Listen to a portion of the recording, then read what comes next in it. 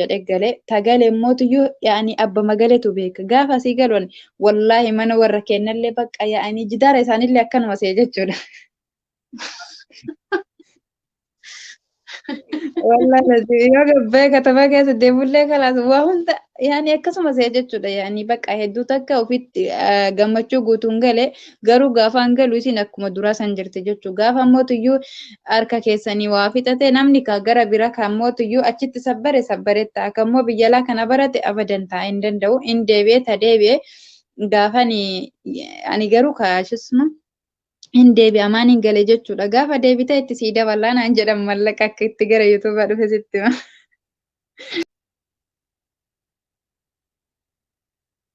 Assalaamu alaikum warahmatullahi wabarakatuh. Baga nagaan dhufte sin jenneerra. Waalaikum salaam warahmatullahi wabarakatuh. Baga nagaan na eedi siin jedhanillee.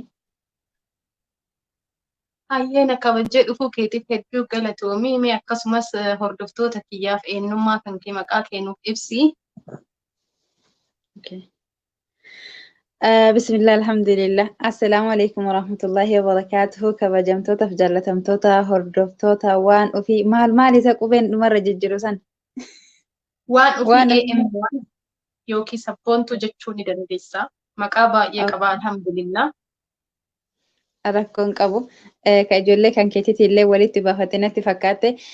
Kanaafuu hordoftoota keenya bagee jiraatan bagi rabbi isaatii kanan isin gahee isiniin jedha.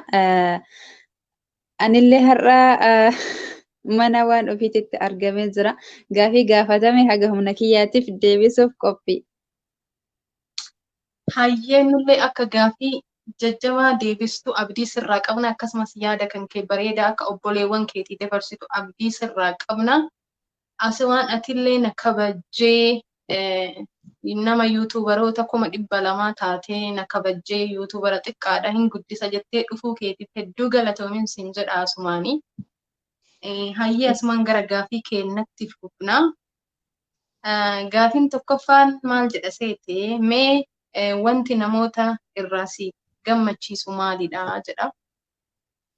Namoota sitti dhiyaatan ta'uu danda'a, namoota sirraa siqan ta'uu danda'a, wantootuma namoota irraa si gammachiisa, amaloota namoota irraa ta'e akkasumas yaada kennu ibsi. Akka kiyyatti akka ammoo firiitti jechuudha wantoonni namarraa na gammachiisanii jalqaba waa hundaatirratti sodaa rabbii qabaachuudha akka kiyyatti. Maaliifuu namni yoo sodaa rabbii qabaate waan kamiirraayyuu nagaa ba'a jechuudha. Fakkeenyaaf nama rabbiin sodaatu tokko irraa hoffoltaati mee fakkeenyaaf sima fudhadhaati hiriyyaati haa jedhu rabbi sodaatta erga rabbi sodaattee hamtuu hin dubbattu hamtuu hin hojjettu hamtuu irratti nama hin gargaartu jechuudha. Sanbira tartee garaa namatti hin jabaattu garaa namaa laafta jechuudha. Wantoonni namarraa barbaadan akka kiyyatti ankaniinuma kana jedhee abdii qaba.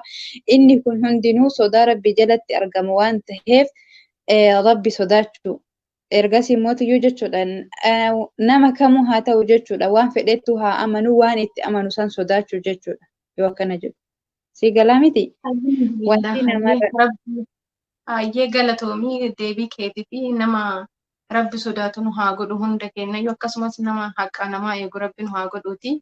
Gaafiin lammaffaan maal jedha seete mee jiruu kee keessatti wanti ati gaddite ni jira jedha. Gaafiin baay'ee laafadha. Dhuunfaa kiyyanatti maaliif kana si gaafachuu danda'e beektaa yeroo hundaa ati nama bashaashaa ni kolfitaa namas ni tapsiiftaa kanumarraa kan ka'e gaafii kana si gaafatuu danda'e tarii mucayyoon tun gadditeetu beektii jiruu isii keessatti kan jedhurraa gaafii kana si dhiyeessuu danda'e. Mee akkami ati jireenya akkamiin ilaalta? Gadditee ni beektaa jiruu kee keessatti? Yaa umurii tiyyaa akkas namni kolfu hundi yeroo hundaa gadda dhabeeti miti jechuudha. Otoo magaraan isaa madaa kolfa jechuudha. Ani yoo sitti dubbadhe yookaan yoo sitti madhe si qalbii cabsuu danda'a yaani gaddi kiyya jechuudha. Dhuga dubbachuuf gaddi yeroo kamuyyuu hin daganne yookaan yaani haga biyya lafaa kanarra jiraadhu gaddee jiraadhu jechuudha. Otoo bakka hin ga'iin abbaa dhabuu kooti. Rabbi jannataan isaan haa gammachiisu. Dhiifama wallaahi ammoo dhagaa jira. laa yaa'anii fakkeenyaa Rabbi fi biyya ani sana gamu. kolfellee taphadhu.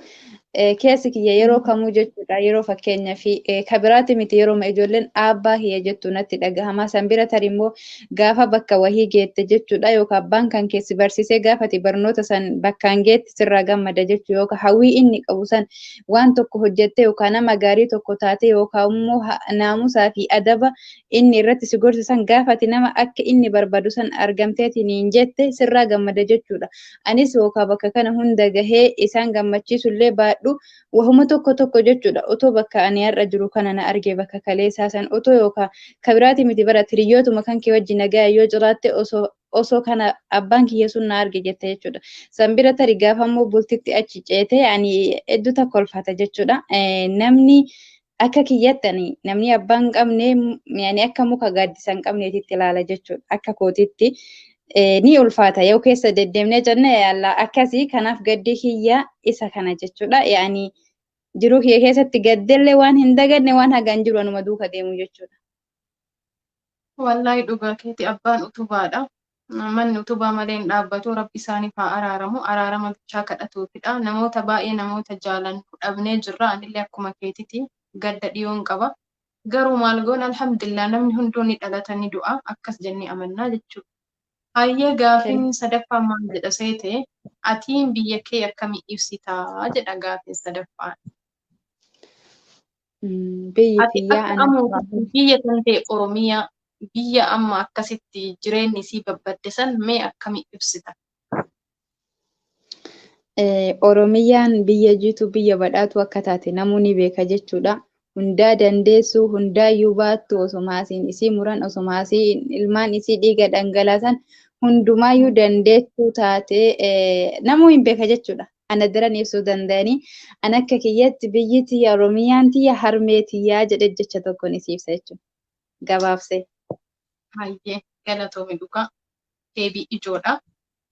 Harmee tiyya biyya tiyya jetteerta. Okee gaafiin afuraffaa maal jetti seete ilma namaa irraa waa meeqa jibbitaa jedha gaggabaabsime waan irraa ilma namaatirraa jibbitu. Wantoonni ilma namaatirraa jibban baay'eedha. An akka kiyyatti jechuudha. Kijiba jedhi, wal waanyuu jedhi, wal tuffachuu jedhi, wal hasaduu fi homaa finaatifiren yani histiin eeyyenu wal sakaaluu jechuudha. Sanuma keessatti qabata. Kanniin kana jechuudha. Kan ani irraa jibbu gabaabsee. Hayyee dhugaa waan bareedudha. Kun jibbamuudha qaballee wal sakaaluu, wal hasaduu waan akkasii waan hin barbaachifne namni wal hasannaan eessumaa waliin geessu waan ta'eef. Okee gaafiin shanaffaan ati aminan jedha laal. Ati aminan osoo waan lama jijjiiruu dandeessa siin jedhanii biyya Oromiyaatirraa maal jijjiirtaa jedha. Gaafii baay'ee waan ajaa'ibaati kun immoo. Maal jijjiira sitti fakkaateetoo dandeettiin kiyya Waa lama ta'ee bichaa itti jijjiirta. Waa lama bichaa. Waa lamaan ala jijjiiruu hin dandeettu. Waan lamaan san sirriitti itti xiinxalii nuuf himime. jalqabatti jibbama balleessa osoo naa taate. Hayyee. Wal jibba. Lammaffaarratti hiyyummaa. Ani numaa garbummaa buqqisa jetta jedhee seeyyuu. Hayyee. Jibba Tokko immoo jibbinsi garbummaa. yoo tokko taate sabni sun osoo tokkummaa qabaatee jechuudha wal jaalala walii qabaate wallahi jibba walii qabaachuu baatanii inni sun gandaan inni sun lagaan inni sun amantii wal qooduu baatanii gabrummaan tuni bari yaani osoo tokko ta'anii ummata walakkaa ummata kanaatu hin genne yeroo gabaabaa keessatti ofirraa kuffisan jedhee abdii qaba an akka kiyyatti dhugaa dubbachuuf ummata san wal jibbaa osoo naa taate wal jibbaa jidduu isaaniiti barta akkaman gabrummaa dhayxee fintir gootee hin balleessitu. Yoo tokkummaa yoo jaalala walii qabaate namni walii dhagaha jechuudha. Akkas kuni beeki ka akka yaadamu firiiti. Akka nama wallaala irraa booda tokkotitti jechuudha. Nama kaasatan waa'ee fakkeenyaaf waa'ee siyaasaa keessa illee hin beeku.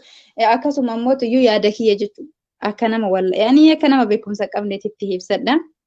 namni tokko jechuudha yoo sabni tokko yoo wal jibbaan jidduu isaanii hin jirre wanni isaan hin goone iyyuu hin jiru. Maaliif wal jaalala qabanii tokkummaa qaban. Tokkummaa yoo qabaatan immoo iyyuu ta irra jirtu ofirraa buqqisanii ta biraallee deebitee isaan daffaruu hin dandeettu jechuudha.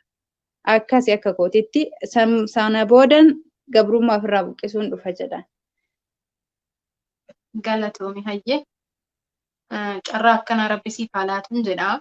Asumaan gaaffii jahaffaa maal jedhaseeti? Haalli nuti amma keessa jirru kuni si yaaddessaa laata? Wantoota baay'ee jijjiiramaa jira. Keessattuu karaa miidiyaa kanarratti wantoota baay'ee, wantoota fokkisoo, wantoota safuu cabsan waan baay'ee argaa jirra waan ta'eef wanti kun gizee raftuu si yaaddessaa, boru maal arga, boru maaltu dhufa kan jedhu si yaaddessaa wanti kun. Na yaaddessa akka ajaa'ibaatitti na yaaddessa. San bira isaan achi keessa bira jiran kana dabarfatee silaan har'a akkana jira borii kiyyaayyuu anuu maal ta'inna wayi namni bakka akka yaanii ati har'as jirta malee boru waan taatu hin beektu jechuudha. Maal dhagayaa bira taree jechuun mataa kan keetii irratti waan akkanaa shakkita. An akka kiyyatti jechuudha. Hedduu na yaaddessa jechuudha guddisee.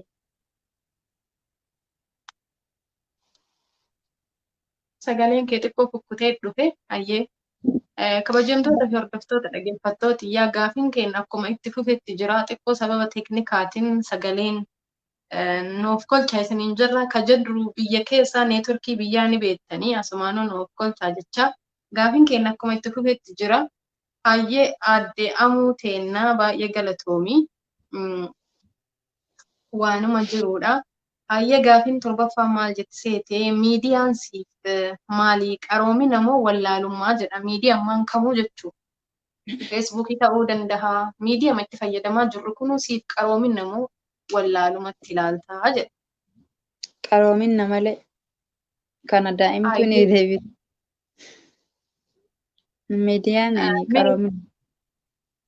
Namoonni tokko ilaalcha isaanii dogongoraa ta'uu danda'a. Miidiyaa kanan nu balleessee, miidiyaa kana biyya balleessee jedha yeroo baay'ee maaliif sitti fakkaata jecha akkanaa kun kaka'u? Miidiyaan wanta isaan godhe takka hin jiru jechuudha. Miidiyaan wallaalaa an akka kiyyatti ofumarraa hin fakkeenya fudhadhaa wallaaltu waan beekne namoota qubeeyyuu biyyatti sirreeffatee hin beekne akka sirreeffatan taasise namoota ammootiyyuu jechuudha gaafii gara amantiitiin illee waa takka hin beekne barsiise.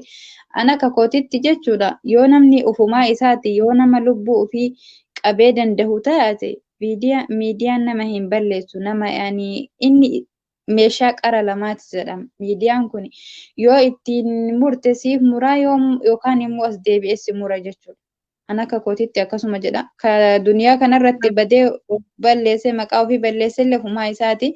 Kan immoo waan hin taane irratti dalagee akiraa ofii balleessellee ofumaa isaati of miidhee rabbiin nama mootiyyuu of mursiisu miti nama ittiin muratu nu haa taasisu. Siin jedha gabaabinnaan waan ofii teena.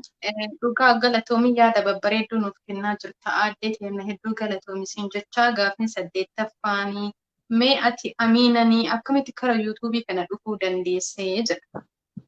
Erga dhufte yoo hiriyoottan meeqa horattee namoota gaariidhaan wal baratee laataa ka jedhudha gaafini.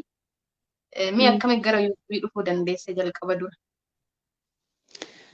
Dhugaa dubbachuuf akka salphaa wahiititti dhufe gaafa yuutuuba banadhu namoota akkas hin beeku asaasan namoota akka kan yuutuuba qabu hin beeku jechuudha.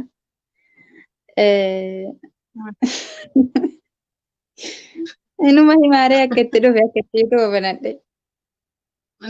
Maal rakkoo qabaree yoo himte anuma fakkeenyaaf sana gaafatte akkaataa karaa yuutuubii dhufe himuun yaani salphaadha. Namni hunduu sababa malee hin dhufu bara. Sababa wayiitiin dhaqee achumaan achitti hafuu danda'a.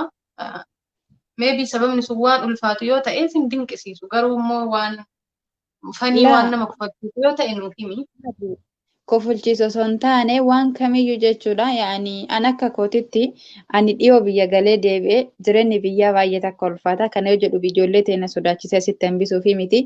Bakka yaani yeroo dhufe sanitti dhugama jirtu himuudha. Jireenyi ulfaata ni ulfaata. Laali viidiyoon kun yoo dheeratellee kutaaluma ta'ee ga'isinii dhiifama obboleeyyan kiyya dhiifama jecha laalla ani gaafa galu san abadan biyya kanatti hin deebu jedhee galee tagalee mootiyyuu yaani abba magaleetu beeka gaafa asii galuun wallaahi mana warra kennallee